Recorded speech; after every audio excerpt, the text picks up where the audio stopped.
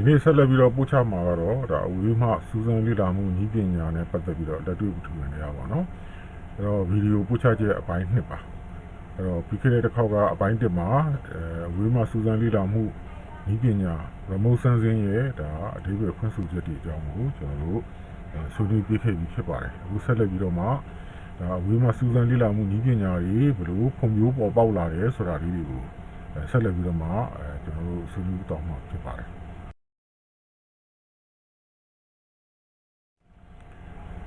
်အဲ့တော့ဝေမစူးစမ်းလေ့လာမှုနည်းပညာအနေနဲ့ကတော့ပေါ်ပေါက်ခဲ့တာကတော့ဒါဒုတိယကမ္ဘာစစ်မတိုင်ခင်ကတည်းကပေါ့နော်အဲ့တော့ဒီကာလတည်းပေါ်ပေါက်လာတယ်အဲ့ဒီတုန်းကတော့ဒါပြီးခဲ့တဲ့ဗီဒီယိုပိုင်းတင်မှာတော့လည်းဆွေးနွေးခဲ့သလိုပါပဲဒီနည်းပညာပြီးပေါ်ပေါက်ခါစားတုန်းကတော့ဒီစစ်ဘက်ဆိုင်ရာကိစ္စရပ်တွေအတွက်ပဲတများပြီးစစ်ရာကိစ္စတွေပေါ့နော်အမေရိကန်ပြည်တွင်းစစ်တို့ဘာလို့နဲ့ဒါနဲ့လည်းဆက်ဆက်ပြီးတော့ပုံမျိုးခဲ့တာလေးတွေလည်းရှိတယ်အဲ့တော့စစ်ဘက်ဆိုင်ရာအသုံးပြုမှုတွေပေါ့နော်အဲ့ဒီတုန်းကတော့ကျွန်တော်တို့လေရင်တွေတောင်ကျွန်တော်တို့မပေါ်သေးတဲ့အချိန်ကာလကလေးကဒါအဝေးမှာစူးစမ်းလေ့လာမှုနည်းပညာတွေကပေါ်ပေါက်နေပါပြီအဲ့တော့ကျွန်တော်တို့မိုးပြန်ဘူပေါင်းတွေမှာကျွန်တော်တို့ကင်မရာတွေတက်ဆင်လိုက်ပြီးတော့မှဒီကင်မရာတွေကနေရိုက်ကူးထားတဲ့နေမြေအခြေအနေတွေပေါ့နော်ပထဝီဝင်နေထားတွေကိုဒါဒီလာပြီးတော့မှဒါသူတွေသားတွေလောက်ခဲ့ကြတာပေါ့နော်နောက်ပိုင်းကျွန်တော်တို့အမေရိကန်ပြည်တွင်းစစ်ကာလမှာဆိုရင်လည်းပဲဒါဒီလိုချက်လက်တွေရရှိဖို့ပေါ့နော်တစ်ဖက်ရန်သူအခြေအနေရဲ့နေမြေအခြေအနေတွေရဲ့အကြောင်းချင်းရာတွေကိုရရှိဖို့အတွက်ဒါမိုးပြန်ဘူပေါင်းတွေကိုသုံးဆွဲပြီးတော့မှဒါremote sensing data တွေပေါ့လေအဲ့ဒီတော့ကတော့ကောင်းကင်ဓာတ်ပုံသဘောတော့ပါပဲအဲ့ဒါလေးလုတ်ခဲ့ကြတယ်နောက်ပိုင်းကျွန်တော်တို့လေယာဉ်တွေပေါ်ပေါက်လာတယ်လေယာဉ်တွေပေါ်ပေါက်လာတဲ့အခါမှာလေယာဉ်မှာကင်မရာတွေတက်ဆင်ပြီးတော့ပဲဖြစ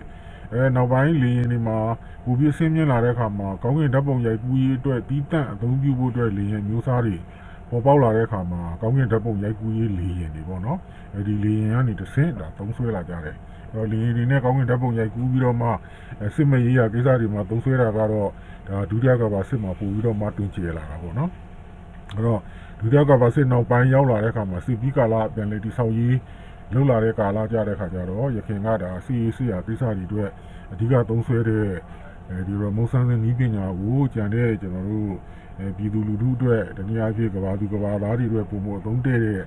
ပညာရပ်နေပေဒီအထိပါကျွန်တော်တို့ပြောင်းလဲသုံးဆွဲလာတာပေါ့နော်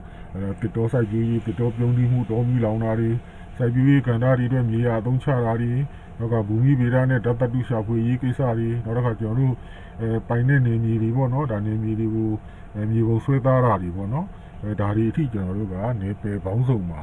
ကျွန်တော်တို့သုံးဆွဲလာကြတယ်ပေါ့နော်အဲ့တော့ရခင်တုန်းကတော့ဒါကျွန်တော်တို့ဖလင်မှာကျွန်တော်တို့စီးပါးတိုင်အောက်ဆိုက်တုတ်ထားတဲ့ဖလင်တွေနဲ့ negative တွေနဲ့ကျွန်တော်တို့သုံးလာရကနေပြီးတော့မှနောက်ပိုင်း digital နည်းပညာတွေပေါ်ပေါက်လာတယ်digital နည်းပညာတွေပေါ်ပေါက်လာပြီးနောက်ပိုင်းမှာလည်းပဲကျွန်တော်တို့ကရိုးမြင်ရတဲ့ရောင်စင်လိုင်းတွေမကပါဘူးအမြောက်ရောင်ချီခရမ်းလွန်ရောင်ချီဒါတွေလည်းသုံးတယ်နောက်ပို့ပြီးအဆင်းမြင့်လာတဲ့အခါမှာတာမင် infrared လို့ခေါ်တဲ့ဒါအပူနီအောက်ရောင်ချီတို့လိုမျိုးနောက်က radar လိုင်းတွေကိုပါသုံးဆွဲပြီးတော့မှဒါ remote sensing နည်းပညာမှာကျွန်တော်တို့ထည့်သွင်းပေါင်းစပ်ပြီးတော့မှသုံးဆွဲလာကြတယ်ပေါ့နော်ဒါကတိုးတက်ပြောင်းလဲလာပုံဒီလိုတိုးတက်ပြောင်းလဲလာပုံကိုဒါနှစ်အပိုင်းခြားနဲ့ကျွန်တော်တို့ခွဲခြားပြီးပြောမယ်ဆိုရင်တော့ဒါ1960ပြည့်နှစ်တွေရဲ့အစောပိုင်းလောက်မှာတော့ဒါအာကာသနည်းပညာတွေစပြီးတော့ဖွံ့ဖြိုးလာပြီပေါ့နော်ရခင်ကလေရင်လောက်နဲ့မိုးပြန်ဘူပေါင်းလောက်နဲ့ပြောမယ်ဆိုရင်တော့ကမ္ဘာလေထုအနှိမ့်ပိုင်းလောက်မှာပဲတိုက်တာသုံးဆွဲနိုင်ရာကနေပြီးတော့မှဒီကမ္ဘာလေထုရဲ့ဟိုအမြင့်ပိုင်းတွေအထိပေါ့နော်ဂျူတုတွေsatellite တွေပေါ့လေဒါဘော်တွေပါကျွန်တော်တို့သုံးဆွဲနိုင်လာတယ်အဲ့တော့အမေရိကန်မှာရှိနေတဲ့ဒါ NASA အဖွဲ့အစည်းပေါ့လေဒီများကြီးအာကာသသိပ္ပံအဖွဲ့အစည်းကနေပြီးတော့မှကမ္ဘာမြေစောင့်ကြည့်ရေးပေါ့လေကမ္ဘာနဲ့ပတ်သက်တဲ့ရာသီဥတုတို့တစ်တော်တို့ဘူမိဗေဒဓာတ်တတုတို့ဒါပင်လယ်ရေတို့ဒါမျိုးလေးတွေပေါ့လေမုန်တိုင်းတွေရဲ့သွားလာမှုတွေနောက်ကစိုက်ခင်းတွေပူကြတာတစ်တော်တွေပြုံးတီးတာဒါတွေပါလေးလာဖို့အတွက်ဆိုပြီးတော့မှ NASA ကနေပြီးတော့မှလမ်းဆက်ဂျူတုတွေပေါ့နော်ဒါအစင်လိုက်အတုပ်လိုက်ပေါ့နော်နှစ်တိုင်းပုံစံတဲ့နည်းပညာတွေနဲ့ဒါထုတ်လွှင့်လာတာပေါ့နော်အဲဒီကနေတစ်ဆင့်ကျွန်တော်တို့ကမ္ဘာမြေရဲ့ပုံရိပ်တွေပေါ့လေ digital ပုံရိပ်တွေကိုဒါကျွန်တော်တို့စုဆောင်ရရှိလာတာပေါ့နော်အဲ့တော့အဲ့ဒီတော့ကတော့ကျွန်တော်တို့ကကမ္ဘာပေါ်မှာအင်အားကြီးတဲ့နိုင်ငံတွေဖြစ်တဲ့အမေရိကန်တို့ရုရှားတို့လောက်ပဲဒီ remote sensing နည်းပညာတွေကိုဒါထိထိရောက်သုံးနိုင်ရာကနေ1980ပြည့်နောက်ပိုင်းလောက်ရောက်လာတဲ့အခါမှာကျန်ကမ္ဘာ စီးပွားရေးအတန်အသင့်ဖွံ့ဖြိုးတဲ့နိုင်ငံတွေပေါ့နော်အိန္ဒိယတို့ပြင်သစ်တို့ဂျပန်တို့နော်တရုတ်တို့စသဖြင့်ဒီလိုနိုင်ငံတွေကလည်းပဲသူတို့ရဲ့သဘာဝအရင်းမြစ်တွေလေးလာဖို့တို့နော်ဒီရာသီဥတုလေးလာရေးတွေပင်လယ်ရေကြောင်းသွားလာရေးစသဖြင့်ပေါ့နော်ဒီလိုကဏ္ဍတွေတက်မှလည်းပဲသုံးဆွဲလာတယ်နောက်ပိုင်းလေယာဉ်တွေမှာကောင်းကင်ဓာတ်ပုံရိုက်ကူးရေးတွေမကပါဘူးရေဒါတွေကိုပါတည်ဆောင်ပြီးတော့မှသုံးဆွဲနိုင်တဲ့ဂျူရုတွေကိုပါပေါ့နော်ကျွန်တော်တို့ထုတ်လုပ်ပြီးတော့မှဒါအဲ့ဒီကနေပြီးတော့မှအချက်လက်တွေကိုရယူနိုင်လာတယ်ပေါ့နော်ဒါကတော့ကျွန်တော်တို့မြေပြင်ကမ္ဘာလေထုနဲ့အာကာသဒီလိုတိုင်းတာရေးယင်တွေပေါ့နော်တနည်းအားဖြင့်ကမ္ဘာရဲ့ဒီရေဒီယိုelectromagnetic radiation တွေကိုရယူဖို့အတွက်သုံးစွဲတဲ့ယင်မျိုးစားလိုက်ပေါ့နော်အဲ့တော့မြေပြင်တိုင်းတာရေးလောက်ကနေစခဲ့တဲ့ဘဝကနေအခုဆိုရင်ဒါခင်မီဆန်းပြတဲ့ကိရိယာတွေနဲ့ဒါဟိုးအမြင့်ကီလိုမီတာ